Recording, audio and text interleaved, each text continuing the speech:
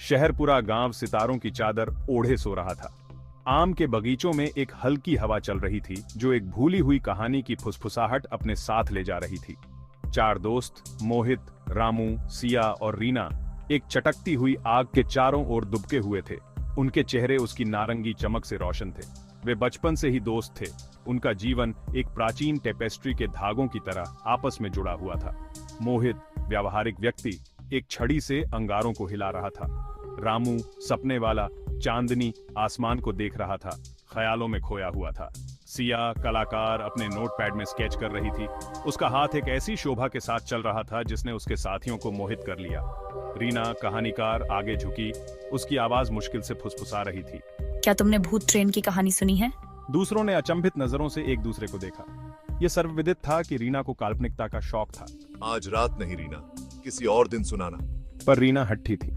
यह ट्रेन ये केवल उन रातों में दिखाई देती है जब चांद पूरा होता है। वे कहते हैं कि ये आपको एक ऐसी भूमि की यात्रा पर ले जाती है जहां सपने सच होते हैं। उसके शब्द हवा में लटके हुए थे, डर और आकर्षण का एक टेंटलाइजिंग मिश्रण। दोस्त हालांकि संशयवादी थे, उन्होंने अपनी रीढ़ की हड्डी में एक कंपकंपी महसूस की।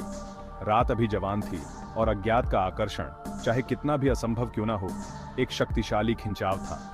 उन्हें कम ही पता था कि उनके जीवन में एक असाधारण मोड़ आने वाला है। साहसिक कार्य की एक साझा भावना से प्रेरित होकर दोस्तों ने जांच करने का फैसला किया। जैसे ही घड़ी ने 10 बजे, वे गांव के किनारे की ओर चल पड़े, जहां रेल की पटरियां खामोश और भूली हुई पड़ी थीं। मखमली आकाश में एक चांदी की डिस्क, चांद, उनके चलते हुए लंबी, नाचती हुई परछाई डाल रहा था। हर कदम के साथ गांव की जानी पहचानी आवाजें फीकी पड़ गईं। उनकी जगह एक भयानक सन्नाटा ने ले ली। हवा ठंडी हो गई, जिससे उनकी रीढ़ की हड्डी में कंपकंपी दौड़ गई। रीना आगे आगे चल रही थी।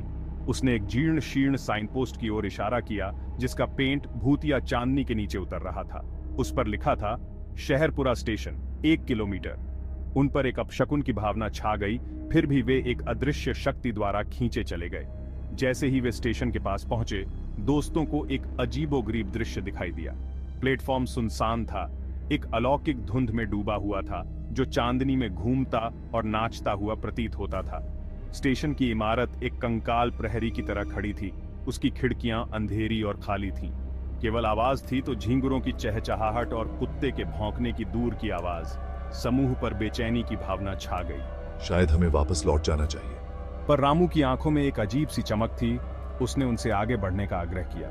हम इतनी दूर आ ही गए हैं, चलो देखते हैं कि हमारा क्या इंतजार है। उनके दिल उनकी छाती में तेज हो रहे थे। चारों दोस्त प्लेटफॉर्म पर कदम रखे। उनकी नियति भूतियां अज्ञात के साथ टकराने वाली थी। एक सर्द हवा प्लेटफॉर्म के उस पार बहती हुई उनके बालों और कपड़ों को कोड़े मार रही थी। हवा में बारिश की गंध महसूस हो रही थी, हालांकि आसमान साफ था। रीना कांप उठी। उसने अपनी शॉल को अपने कंधों के चारों ओर कसकर खींच लिया। क्या तुम्हें यह महसूस होता है? दूसरों ने सिर हिलाया। उनकी निगाहें उजाड़ प्लेटफॉर्म के चारों ओर घूम रही थीं। सन्नाटा केवल एक जंग खाए झूले के लयबद्ध क्रेकिंग से टूटा था। धीरे से हिल रहा था, जैसे कि किसी अदृश्य हाथ से धकेला जा रहा हो। हवा एक अनदेखी ऊर्जा से कर्कश थी, जिससे उनकी बाहों पर रोंगटे खड़े हो गए। अचानक सिया ने प्लेटफॉर्म के दूर छोर की ओर इशारा करते हुए हाँफने लगी। धुंध से एक आकृति सामने आई थी, एक बूढ़ा आदमी जिसकी लंबी सफेद दाढ़ी और नीली आंखें थीं। उसने एक फटी हुई वर्दी पहनी हुई थी, जैसे कि वह एक पुराने जमाने का स्टेशन मास्टर हो। उसके टेढ़े मेढ़े हाथ से एक लालटेन लटकी हुई थी, जिससे टिमटिमाती हुई परछाई प्लेटफॉर्म पर नाच रही थीं। दोस्त जम गए। उनके दिल उनकी छाती में तेज हो रहे थे। बूढ़े व्यक्ति की निगाह उन पर पड़ी। उसकी अभिव्यक्ति अपठनीय थी।